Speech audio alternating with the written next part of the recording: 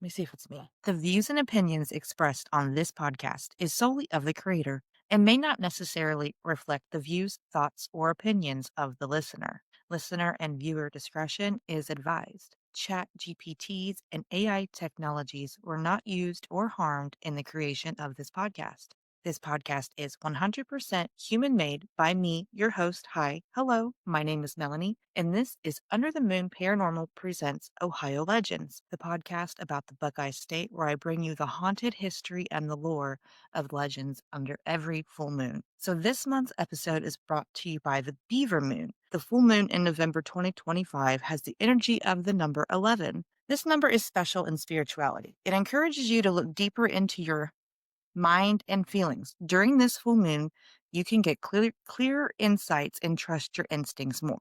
It may help you see things about yourself that you haven't noticed before. This full moon's connection to the number 11 reminds you to pay attention to your intuition. It is the time to listen to your inner voice and trust your guidance you receive. This moment can help you grow and change in a meaningful way by being aware of the signs and the feelings you can make positive steps forward. If you are watching on Spotify, there is some paranormal equipment on in the background and a cat ball just lit up. So it is the Day of the Dead. It's Dia los Muertos. So we're going to honor our ancestors. They're right there behind me on the studio, a whole bunch of their pictures and obituaries. So we invite the family spirits to come in and join us on the podcast tonight. So, in simple words, the November 2025 full moon is a time to reflect and connect with your inner self. Use this chance to understand yourself better and welcome new changes. Keep your mind open and follow your instincts to make the most of this special lunar event. So it's called the Beaver Moon. It emphasizes themes of preparation, patience, and gratitude. It encourages you to reconnect with your values and emotional foundations, making it a time for reflection and grounding as you prepare for the winter months. Additionally, this full moon is associated with mystical symbolism that can influence spiritual awakenings, highlighting the importance of introspection during this period. The November full moon also falls in Taurus, which will bring emotional stability and focus on practical matters. So, this month we're talking about haunted southern Ohio, the deep south of Ohio, and there's all kinds of creepy things that come with southern Ohio. So, Ohio's history is filled with rolling farmland, coal towns, and quiet river valleys. But beneath that calm surface are places where the past refuses to stay buried. Some of these locations carry with them stories of tragedy, violence, and unexplained hauntings that still chill visitors to this day. So let's talk a little bit about the Patterson Farm haunting near Chillicothe, Ohio, in Ross County.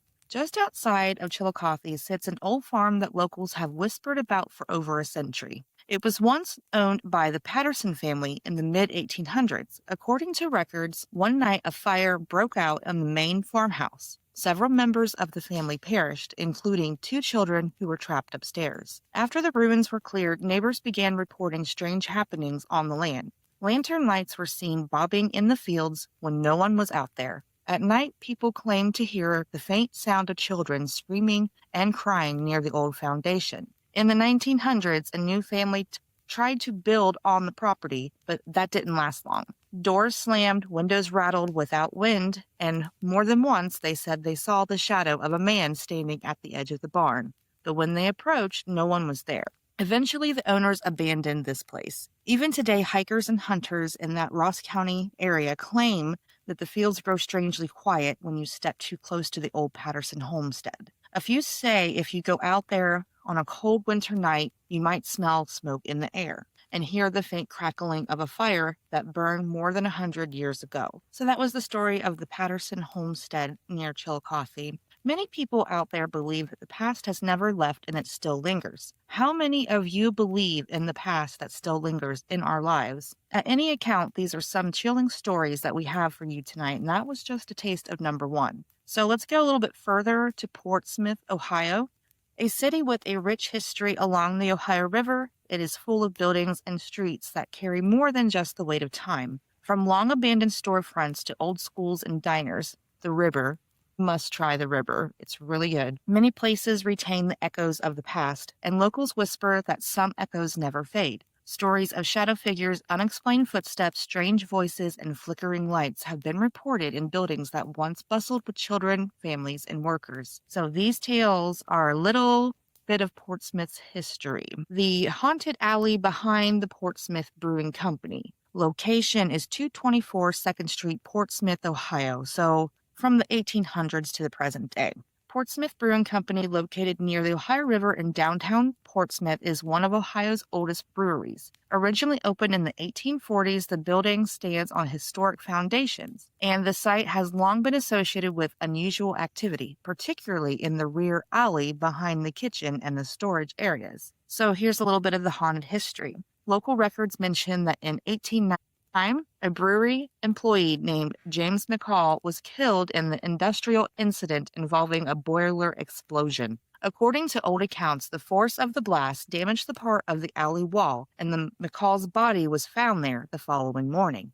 The brewery temporarily shut down afterwards, and operations didn't resume in the area for decades. When the building was restored in the 1990s, workers reported found an old newspaper clipping and fragments of a hat, possibly dating back to the 1800s, tucked behind a section of the original brick wall. Some employees noted a faint smell of smoke and beer whenever that area was disturbed. Here's some of the hauntings. Since the brewery reopened, both staff and customers have occasionally described unexplained occurrences in the alley and basement areas, such as footsteps echoing in the alley when no one is present. A shadowy male figure is seen wearing that hat, usually in the fog or low light. Unexplained whispering sounds, often described as a man's voice saying something indistinct. Objects such as beer mugs and utensils occasionally found moved or knocked the shelves over overnight when no one was there. While these claims have never been verified, several employees who worked closing shifts in the 2000s and the 2010s have mentioned experiencing cold spots, feeling watched, or hearing faint dragging footsteps near the back door after hours. Locals often refer to the presence as the man in the fedora or Old McCall, connecting it to the 19th century boiler explosion incident. Ooh, the Flux 2 just said no. Well, let's keep going. The brewery itself embraces the story as a part of Portsmouth's long rivertown folklore. So the alley behind the Portsmouth Brewing Company is the next location. So that brewing company, now we're going to go to the alley. The location, Portsmouth Brewing Company, Portsmouth, Ohio. It's well circulated in haunted places and listed in folklore sources. You can definitely look this up. So the history in the background, the building and its alleyway is old. The brewery has historic roots. Local legends say spectral figures described wearing late 1800s fedoras has been seen walking in the alley between the brewery and the adjoining restaurant. So here's some reported phenomena in that alleyway. Okay, so misty, shadowy figures, consistent descriptions of that fedora. Some people who walk through the alley at night report hearing footsteps when no one's there. The place is often included in local haunted place tours in the county. There's the cat ball going off again. Ooh, spooky. Okay, so the Candyland building is or was located at 202 and 208 Market Street in the corner with the 2nd Street downtown Portsmouth. According to the property auditor, a local history records that corner building was built around 1850. Over its life, it housed a number of businesses like dry goods stores, confectioner, barbershop, candy stores. It was a lot of shops. The building has been recognized by the Heritage Ohio as top preservation opportunities program, which suggests local awareness under rehabilitated status. So here's some creepy claims of the haunted shops right there in Portsmouth. Some people say at night the old Candyland building emits strange creaking sounds, like old wood settling maybe. So that could be debunked. Even when the building appears empty, though, these reports are actually from passerbys or neighbors. Because Candyland was candy confectionery shop for decades, the memory of children, laughter, and sweetness is among the locals. In places like this, sometimes people claim to hear faint echoes of footsteps or whispers in the darkness of old spaces. There is no solid evidence, but is a part of local conversations. The building was being vacant or underutilized for periods as contributed to its aura. boarded up windows facing signage, upper empty floors. The old building like that, shadows, drafts, odd accounts, play tricks, and will feed rumors. So the Candyland, I don't think it's haunted. I just think it's an old abandoned building. Okay? Why is that cat ball going off? Tell me what you think in the comments if you are seeing this video and not listening. Right. Interesting. Okay, so this next one is about an old warehouse. The keeper of Lucasville Minford Road. So if you're traveling to Lucasville Minford Road late at night, especially on a foggy evening, locals warn you, don't be surprised if you see him. They call him the Road Keeper, though no one knows his real name. Some say he's been wandering these back roads for decades, long before most of the houses and farms were even built. So maybe he was native. He is described as an old man bent with age, wearing a tattered overcoat with a wide-brimmed hat, and the cast, his shadow, is like it's nothing but shadow on his face. Why is that cat ball going off? Interesting. Okay. He always carries a lantern with him, and its light is dim and pale, just enough to make you squint and wonder what that is. The stories are chillingly consistent. One man from Minford remembers driving home late at night after his late shift. The fog had rolled in thick, and the trees along the road seemed to lean closer than usual. Hey, ghost, hey. Lighten up the cat ball again. Okay, suddenly, there he was. The old man standing in the middle of the road. Heart racing, the man swerved, but when he looked back moments later, the figure was gone. No footprints in the gravel, no lantern on the ground, nothing but the fog curling over the fields. Other similar reports, some see him walking along the edge of the road, just beyond the headlights, vanishing when you try to pass. Sometimes they catch a whiff of smoke or like firewood in the air, and even though there's no house or campfire nearby. On rare occasions, drivers say they hear slow, deliberate footsteps following their car, but when they glance in the rearview mirror, the road is empty. Cat ball is going off again. Okay, so the locals agree on who or what he is. Some claim he's a guardian spirit looking out for lost travelers and guiding them safely along these twisting back roads. Others insist he's a restless soul, condemned to roam the foggy road at nights forever, a warning to anyone who dares to drive alone. Whatever the truth is, one fact remains: the old man of Lucasville Minford Road has never seen in the daylight. He only appears when the fog rolls in, the night is deep and quiet, and the road feels impossibly long. And if you're lucky enough to meet him, some say you'll remember the encounter for the rest of your life, even if you can't explain what really happened. Why is that cat ball going off? Okay, so here is our next story. We'll see how many times the cat ball goes off when I talk about this. If you hear a voice in the background, I apologize. That's my 16-year-old son raging at a video game when I've told him several times to be quiet. So apologize for that. Okay, deep in the hills of southern Ohio, where the Appalachian foothills roll in thick forest, tells a tale of a place called Dry Hollow. The trees there grow so close together that even at noon the path feels like dusk. Back in the 1930s, a coal prospector disappeared in those woods. He was last seen carrying a lantern, walking down into the hollow to scout for a new vein. Searchers combed the ridge for weeks, but they've never found his body. What if he's the old man on the road from the last story? That's kind of weird. Okay, back to it. They never found a body, just his hat hanging on a low branch as though it was placed there on purpose. For decades afterwards, hunters and hikers swore they saw a dim lantern swinging through the trees. Some said it bobbled just ahead of them on the trail.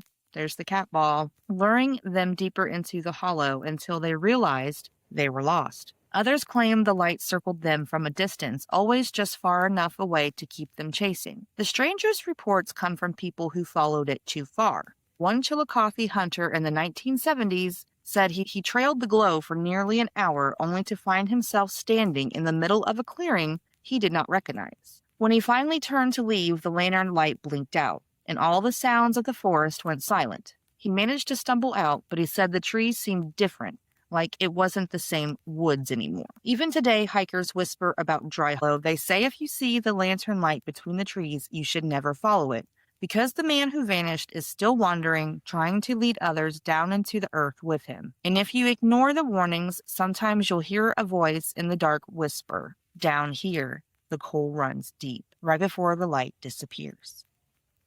The Voices in Zielinski Forest is going to be our next haunted southern Ohio location. In the Zielinski State Forest in Vinton County, hikers sometimes talk about a stretch of woods locals call the Still Place. It is a low valley where the trees grow thick and the air feels heavy, even in the summer. Old-timers say that the valley was once used as a burial ground by settlers in the 1800s after a fever swept through a nearby village. The graves were never properly marked, just a shallow mound covered by stones and left to sink into the earth. Over time, the forest swallowed them whole. Modern hikers report strange things there, like sudden drops in temperature, the sounds of boots crunching leaves when no one is nearby, or a woman's voice calling their name. That is spooky, even if they're alone. Some claim that the air grows so still that even the birds stop singing, and that's when you know the voices will start. In 2012, a pair of campers set up in the hollow. Around midnight, they heard what they thought were other hikers whispering nearby, but when they shined their flashlights, no one was there, just the trees. The whispers grew louder, circling the camp, until one of them swore that he heard his own mother's voice calling for him in the dark. Ooh, could you imagine? They packed up and left right then and there, stumbling out of the woods before sunrise. Rangers dismissed the stories as information, but the locals still warn. If you find yourself in this still place, you will hear someone calling your name. Don't answer. They say once you do, the voices will follow you out of the forest. If you dare to go into one of these areas, let me know in the comments because you won't see me out there. No, thank you. Okay, so this next story is from Adams County, the town of Peebles. So this story reflects on an old house that is crawling with the past and will leave you wondering your own insanity. Okay, the haunting of the Wickerham Inn horror. The Wickerham Inn, a historic landmark in Adams County, stands as a testament to the state's rich heritage. Built in the 1800s by a Revolutionary War veteran, Peter Wickerham. The inn served as a vital stop for stagecoaches traveling along Zane's Trace, a major route in the early 19th century. This significance extends beyond its role as transportation hub, as it is also believed to have been part of the Underground Railroad, a network of safe houses used to help enslaved people escape to freedom. The inn's two-story brick structure with its distinctive arched windows and stone foundation invokes a sense of timeless elegance. Inside, visitors are greeted by a warm and inviting atmosphere with original furnishings and period details that offer glimpses into its past. The inn's history is further enriched by the stories of those who have passed through its doors, including Confederate soldiers during the Civil War and countless travelers seeking refuge or, rest. The inn's tranquility was shattered by a gruesome incident in the early 19th century. A stagecoach driver carrying a substantial sum of money was brutally offed within the inn's walls. The details of the crime remain murky, but the aftermath was horrifying. The driver's headless body was never found, and a blood stain shaped like a headless human figure persisted in the floorboards, defying all attempts to remove it. Local folklore claims that the restless spirit of the offed driver haunts the inn. Apparitions of the headless man have been reported peering out of the upstairs windows, sending shivers down the spines of both guests and staff. Even after extensive renovations in the 1920s, the inn's dark past continues to cast a shadow. During construction, the skeleton of the headless man was discovered beneath the basement floor, further fueling this legend. Today, Wickerham Inn is privately owned and continues to captivate visitors with its blend of history, architecture, and intriguing tales. It serves as a reminder of resilience and spirit of those who shaped Ohio's past, and it offers a glimpse into a bygone era. It is closed to the public, but you can get a good glimpse of it from the road. Tucked off of State Route 41 between Peebles and Locust Grove, the Wickerham Inn dates back to 1801, built by Revolutionary veteran Peter Wickham. It's the oldest brick structure in Adams County, once served as a tavern, even a stop on the Underground Railroad. So, the legend of the stagecoach incident goes like this. A stagecoach driver checked into the inn one night and was never seen again. The next morning, his room was discovered drenched in blood, but the man was nowhere to be found. 1922 renovations revealed a headless skeleton buried in the basement floor, precisely where the stagecoach driver had stayed. The body was intact except for his missing head. Even today, locals claim that the bloodstains remain visible and cannot be scrubbed clean. Witnesses report bizarre occurrences, mysterious footsteps, a piano playing by itself, an eerie sighting of a headless apparition peering out of the inn's window. A local historian noted that anonymously, many have seen the headless figure and the haunting persists to this day. Late one night in the 1800s, the stagecoach boasted of his fortune. He checked into the Wicker Hen Inn. When the morning arrived, the room was painted red. Interesting. Today, you can still see the headless figure glancing from the stairs window, footsteps drifting through empty halls, an untouched piano playing in the dead of night, and there's a picture right there. It's true. Let me know what you think about that spooky story in the comments. Okay, in our next Southern Ohio legend, we're going back to Portsmouth, but West Portsmouth. We're talking about the peach orchard horror. In West Portsmouth, Ohio, there's a chilling story tied to an old peach orchard that has become the stuff of local legend. This orchard, once a vibrant place filled with sweet, ripe peaches, became shrouded in mystery after a series of tragic events that left the community haunted. Years ago, a family ran the orchard, known for their delicious peaches and warm hospitality. However, one summer, a sudden illness struck the family and it spread quickly and fast. The parents and their children fell very ill. Despite the efforts of the townspeople to help, the entire family tragically passed away, leaving the orchard abandoned and overgrown. As time went on, whispers of strange happenings began to circulate. Locals reported hearing eerie laughter drifting through the trees, and some claimed to see a shadowy figure wandering among the peach trees at dark. The orchard became a point of fascination for thrill seekers and ghost hunters, drawn by the chilling tales of its haunted past. One fateful night, a group of friends from West Portsmouth decided to explore the orchard, excited by the stories they had heard. Armed with flashlights, they ventured into the darkened grove. As they walked deeper, the atmosphere grew heavy and an unsettling silence enveloped them. Suddenly, laughter echoed through the air, sending chills down their spines. They turned to see nothing but shadows. Feeling uneasy, they tried to leave, but the path seemed to shift and twist, trapping them within the orchard's grasp. Panic set in as the laughter morphed into cries and the ghostly figures of the families appeared, their faces filled with sorrow. In a frantic attempt to escape, the friends stumbled through the twisted trees, finally breaking free, but they were forever marked by their experience. So, let me know what you think about that horror story. To this day, the abandoned peach orchard in West Portsmouth stands as a haunting reminder of the tragic family's fate. Those who dared to enter often leave with a sense of dread, feeling the lingered presence of the souls still searching for peace among the overgrown branches. I'm going to put a picture here. Not much to look at, but I keep out gate. So, okay. This one is about Beaver Cemetery. We're just doing some honorable short mentions of, these are Pike County legends. So in Beaver Cemetery, a shadow figure has been seen many times in the cemetery. Buck Hollow Road, the road and the homes along, has said to be haunted by their former residents. Okay. Uncle Bill's Hollow. People have been reported being chased out of the hollow by barrels rolling at them. That's pretty cool.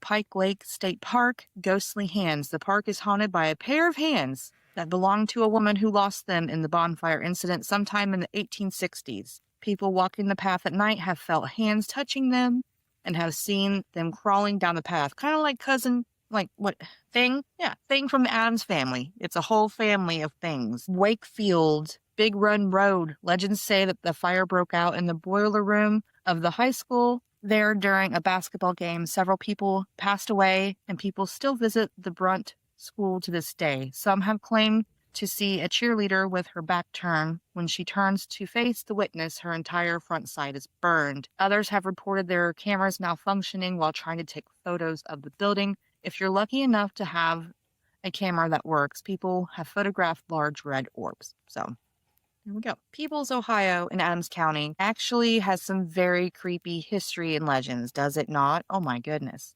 So here is the last Southern Ohio legend that we're going to talk about, and then we'll do a listener-submitted story. Serpent Mound. What is Serpent Mound? Serpent Mound is the biggest, largest effigy mound in the world. A massive earthwork shaped like a snake, over 1,300 feet long. Its body winds across a ridge, with its serpent's mouth appearing to swallow an oval shape, interpreted as an egg, the sun, or the moon. And if you're there on the summer solstice, the sun actually sets right there at his mouth. So that's awesome. Who built it, though? Who built the Serpent Mound? Archaeologists debate on who originally built it. Some people believe the Adena culture around 1000 BC to 200 BC. Others argue it was the ancient culture, the giant mound builders, around 1000 to 1200 AD. Radiocarbon dating suggests that parts of it may have been built or added into it over time, meaning several cultures have contributed. Now, if you listen to older episodes of this show, I tell you the history that is still available of the natives that were here before the white men ran them away. This Ohio was a meeting place for all the tribes to trade and barter with each other. So it makes sense that a lot of them came together to build Serpent Mound. Okay. That's just my theory, okay? So what's its purpose, right? Well, there's some good theories of what its purpose was. Its true purpose is still a mystery, but these theories are a ceremonial site for rituals tied to the sun, moon, or stars, which is what I think it is. A spiritual site symbolizing the serpent, a powerful figure in the Native American mythology, or it could be a calendar. Alignments of the coils line up with solstice and lunar events. That is a fact. It could be all three of these things, you know? Think about it. It's a meeting place for lots of tribes, is what it was, a sacred place. So in the late 1800s, scholars like Frederick Ward Putnam studied the mound. He raised money to save it, and by 1877, the Peabody Museum at Harvard University purchased the land to protect it. Today, it's a National Historic Landmark and part of the Appalachia Preserve System. Beyond archaeology, many believe the mound is a spiritual or supernatural energy. Of course it is. UFO sightings are outrageous out here by Serpent Mound. Ghost stories, the tales of strange lights, have also been tied to this site, adding to its reputation as one of Ohio's most mysterious places. So here are some of the hauntings of Serpent Mound. Near Peebles sits the Great Serpent Mound, the world's largest effigy mound, built by ancient indigenous cultures thousands of years ago. It's shaped like a giant snake, coiled with its mouth open, swallowing something. Okay, so electromagnetic malfunctions happen. Cameras, phones, even cars sometimes stop working near the mound, only to power back on once people leave the site. Whispering voices, hikers and night visitors. That's against the park rules. You can't be there after dark. But have sworn they've heard chanting or low voices carried on in the wind when no one's around. Shadowy figures. Several paranormal investigators have claimed to see human-like shadows move across the ridge even when no one was present. Unexplained lights. Strange orbs of light have been seen floating above the serpent at night, leading some to believe it's tied to spiritual energy or even UFO activity. One chilling account came from a local man in the late 1990s who camped near the mound. He said he woke up in the middle of the night to find a figure standing over top of him, draped in something that looked like an animal's skin, with glowing eyes. When he shouted, it vanished, but the ground around his tent was covered in fresh, muddy footprints that led straight to the mound. Yeah, girl. I plan on going to the Serpent Mound this springtime, and I'm going to take a spirit box with me. I'm going to make that happen. Watch. I'm going to make that happen. I want to hear some creepy voices at the Serpent Mound. Let me know what you think in the comments. All right.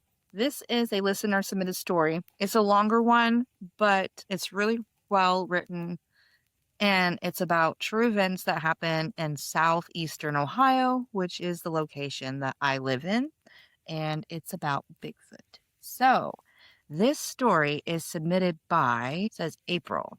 Okay, I had to go to the bottom because it's a lot. There's also a photo included of the area that this incident happened. So here we go. As the sun rose over the wilderness, three friends caught sight of a strange hunched figure on the side of the lake. Despite the distance, they could tell that it was much larger than a normal-sized human with long arms. The creature watched them for a few moments before disappearing into the trees, leaving the friends to wonder if they had just encountered a Bigfoot. Later that day, as the sun began to set in the sky, the three friends went through the dense woods, unaware of the terror that lurked within. Suddenly, they came across the creature standing on two legs in a stream, its body covered in dark brown hair and its head connected seamlessly to its thick body. The boys screamed in terror as the creature ran away with its long strides, leaving behind only the smell of roadkill. The following day, armed with several other friends, the group returned to the area they'd seen the figure that had ran off into the woods. They hunted for whoever or whatever it was, going deeper into the wilderness. They followed tracks and broken twigs through the woods, up and down hills and across fields. After several hours, they realized that they had been following a trail that led them in a complete circle and back toward the area where they first saw the creature. Sorry, I heard a weird noise in my headphones. The creature, as they were now calling it. Soon it started to get dark, just as the group came upon a clearing. Through the twilight, they could see the dark form of whatever it was that they had been following suddenly stand up near a large stick hut. The creature let out a scream, sounding awful, and began throwing rocks and large sticks at the boys. Then it charged directly toward them in a fast, full stride. That's when it tripped on a root sticking up from the ground and went sprawling in a heap. The group turned and ran as fast as they could before it could get up and start chasing them. Wouldn't that be funny if you're seeing this thing throw rocks and sticks at you, screaming like a Bigfoot, and then it runs at you and trips and falls? That is straight up out of Harry and the Hendersons. Okay, so the group ran until they were out of the woods and safely back home. Several days had passed before any of them spoke about what they had encountered. One of the boys overheard a couple of people in town talking about a transient living in the woods on the edge of town. They had mentioned that he was staying in a makeshift cabin he had constructed from tree limbs stacked in a pile. One man said the transient was actually his Uncle Ray, who lived in town before his wife passed away 2 years before. After she passed away, Ray was very distraught. He lost his job and then his house. His grown children thought of him as an embarrassment after he lost his job and could not care for himself.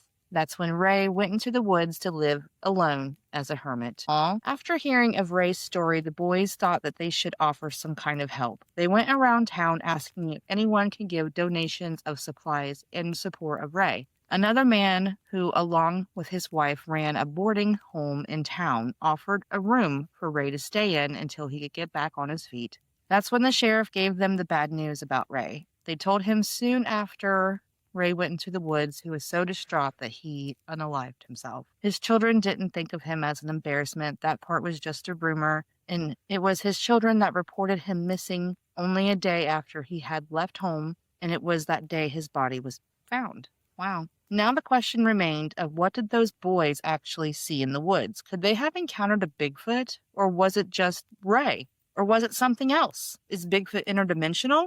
Since that time, nothing like it has been seen there, and it remains a mystery to this day. Well, maybe not a mystery. That one was taking place in Concussion County around Moonville Tunnel. Kosh-O-Ton.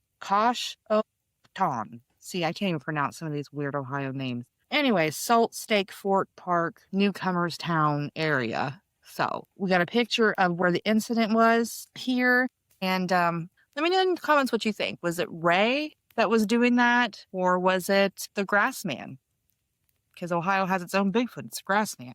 Or was it an interdimensional Bigfoot? Who knows? But if you have a spooky story that you want to share on the podcast, please send me a message to underthemoonparapod@gmail.com, and I will read your story on the show. And if you would like to support the show, all you have to do is go to YouTube, type in Under the Moon Paranormal, and give us a subscribe. That's all we ask. Share the content with a friend that likes all things that are spooky. Happy Dia Los Muertos. Happy Blessed Halloween. All that stuff. Samhain, Dia Los Muertos, whatever you celebrate today. Honor your ancestors because they are always with you, watching over you, hoping that you make better choices. Until next time, stay spooky, my friends.